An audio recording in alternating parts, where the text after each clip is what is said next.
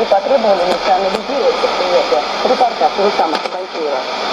1500 человек вышли на митинг против действий руководства автогиганта. Одной из причин проведения массовой акции протеста стала очередная задержка заработной платы. Власть всех уровней, муниципальных, не отреагировала. Как будто нет.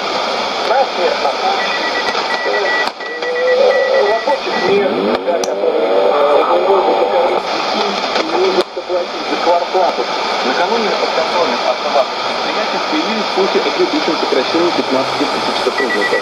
Профсоюзы уже о фактах увольнения. Рабочим было соглашение сторон с выплатой компенсации.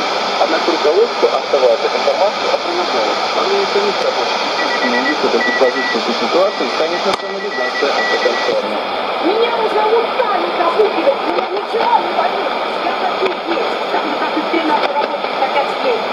АвтоВАЗ – градообразующее предприятие Тольятти. Если для руководства концерна массовых сокращений удобный способ решения экономических проблем, то для города подобные меры могут стать причиной резкого увеличения уровня безработицы. Рустам Сабантеев, Краснодарский.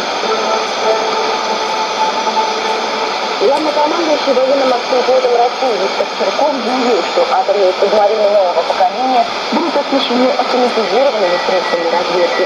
Он добавил, что атомный подводный флот – это гарант безопасности страны. Сколько о других российских новостях. Избранный губернатор Иркутской области Сергей Левченко вступит в должность главы региона в пятницу, 2 октября. Ему должность будет проведена в одном из крупнейших театров Иркутска. Центробанк определил главу банковского союза Российских Анатолия Мотылева сделал авантюру.